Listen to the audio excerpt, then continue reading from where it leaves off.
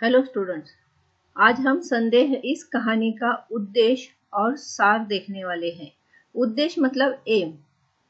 Board exam में आपको उद्देश्य भी लिखने के लिए आ सकता है, और अगर आप समरी अच्छे से समझते हैं तो आप किसी भी क्वेश्चन का आंसर इजीली लिख सकते हैं। संदेह कहानी जयशंकर प्रसाद जी द्वारा लिखी गई है, जिसमें उन्होंने अलग अलग परिस्थितियों में मानव के मन में किस प्रकार के भ्रम और संदेह जन्म लेते हैं और भ्रम के कारण उत्पन्न परिस्थितियों के बारे में बताया है। इस चैप्टर के एक्सप्लेनेशन का वीडियो मेरे YouTube चैनल पर अवेलेबल है। यहाँ सिर्फ हम इसका सार रीड करेंगे। राम निहाल श्यामा नाम की एक महिला के यहाँ काम करता था। श्यामा एक विधवा स्त्री थी। विधवा मतलब विडो। राम निहाल उसे अपना शुभ चिंतक, मित्र तथा रक्षक मानता था। इसमें जितने भी डिफिकल्ट वर्ड्स हैं, इसके मीनिंग्स मैंने चैप्टर एक्सप्लेनेशन का जो वीडियो बनाया है उसमें बताया है। राम निहाल श्यामा से प्रेम करता था, लेकिन मनोरमा को लेकर भी उसके मन में संदेह था। वह मनोरमा के घर जाने की तैयारी कर रहा था। उसका सामान बिखरा हुआ था और वह अपना सामान बांध रहा था। उसके हाथ में एक कागजों का बंडल था, जिसे वह संदूक में रखना चाहता था। यह टाइपिंग मिस्टेक हुई है और रहा टाइप हुआ है।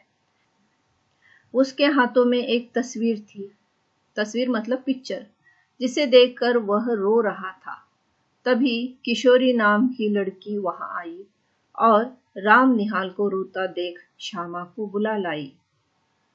श्यामा ने राम निहाल से रोने का कारण पूछा, तब भी वह आंसू बहाए जा रहा था। श्यामा के पूछने पर राम निहाल अपने अपराधों के लिए क्षमा मांगता है। श्यामा यह नहीं समझ पाती कि वह क्यों क्षमा मांग रहा है।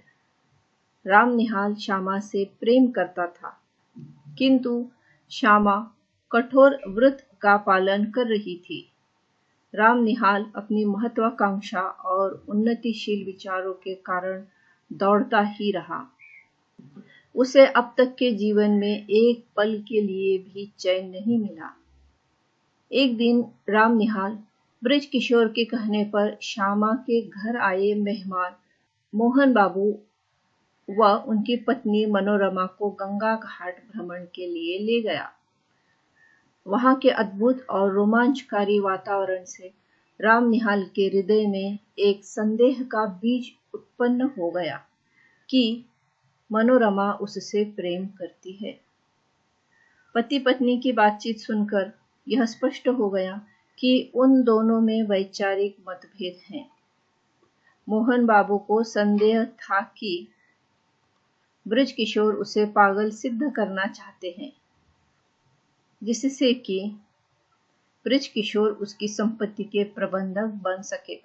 राम निहाल के मन में यह भ्रम उत्पन्न हो गया कि मनोरमा उसे चाहती है, क्योंकि उसने उसे अनेक पत्र लिखे थे। मनोरमा चरित्रहीन महिला नहीं थी। वह सिर्फ ब्रज किशोर की चालाकियों से बचने के लिए राम निहाल से सहायता मांग रही थी, परंतु यह बात राम निहाल नहीं समझ सका। राम निहाल एक चित्र को देखकर आंसू बहाता है। यह चित्र श्यामा का है। राम निहाल के हाथ में अपना चित्र देखकर श्यामा को आश्चर्य होता है। वह राम निहाल के मन के संदेह को दूर करने के लिए कहती है, न तो मनोरमा दुष्चरित्रा है, यहाँ है होना चाहिए। दुष्चरित्रा मतलब कैरेक्टरलेस, और न ही वह तुमसे प्यार करती है। मनोरमा अपनी सहायता के लिए तुम्हें बुला रही है। जाओ, उसकी सहायता करके यहाँ लौट आना। यह तुम्हारा संदेह है कि मनोरमा तुमसे प्रेम करती है। इस प्रकार श्यामा ने राम निहाल के मन के संदेह को दूर कर दिया। नेक्स्ट वीडियो में हम किसी और चैप्टर का सार और उद्देश्य देखेंगे।